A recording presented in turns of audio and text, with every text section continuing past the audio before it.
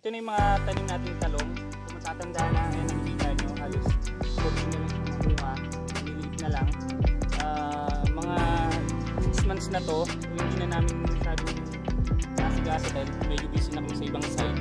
Ngayon, tuturo ko sa inyo kung paano para mas bumalik yung bunga nila na maganda, diretso, malaki. So, para hindi mamatay, i-improve natin siya. Tatanggalin natin yung mga sanga para magtubo siya ng bagong branch, bagong mga dahon.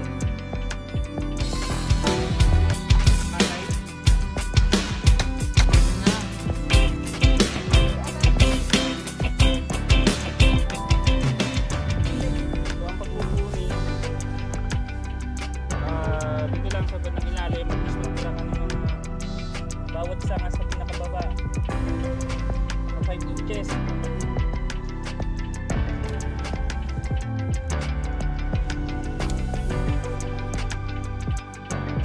Ito natin to para magtubo siya uli ng mga bagong sanga at mga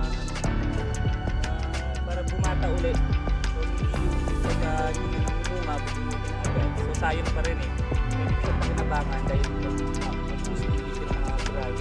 Hindi mamunga uli. So panibagong bunga na naman papakinabangan natin. Yung gagawin natin lahat. Napakita ko sa inyo dito. Ito yung magiging resulta kapag kinat nyo, hindi nyo siya binunod. Ito ba yung matandang mga sanga. And then kinat natin, pinununin niya, halos agad nga itong pagkat ng area na to. Tapos mostly na yung bagong branch niya. So ito na, meron na siyang panibagong flowering. So possible magiging bunga na yan, maganda yung bunga at mas maganda pa yung dahon. So sayang, no? Wag nyo muna, pag meron kayong tanim na talong, wag nyo muna bunutin kung hindi na namunga. Ipunin nyo muna, then alagaan nyo rin. Siyempre dapat meron din fertilizer at insecticide. Yan, mas maganda kung organic para mas safe. Kita nyo matagal na to, no, na ilang beses namin na harvestan to, and then yung medyo hindi na maganda yung pagbubunga niya at masyado na siyang malago na pinruning na, no, kinat na lahat. And then ito uli, parang nagtanim ka uli ng bago pero mas mabilis siyang namulaklak, maliit pa lang at mas maraming sanga.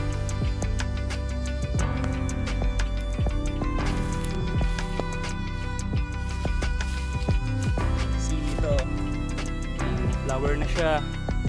Flower na. And then possible next week or mag-using yung mga bunga. Ayan. So yan, nakikita nyo, ito na, no. May mga bunga na, oh. See? Nagbago siya uli. Ayan. So galing dito, ito yung ebidensya na na-prune siya. Ayan, yung mga matatandang sanga na nakatin, bagong branch. Ayan na yung mga bulaklak niya, nagkaroon sila ng bunga. So parang bago uli. Ayan, oh, ito yung dami bunga. Ito, nandun.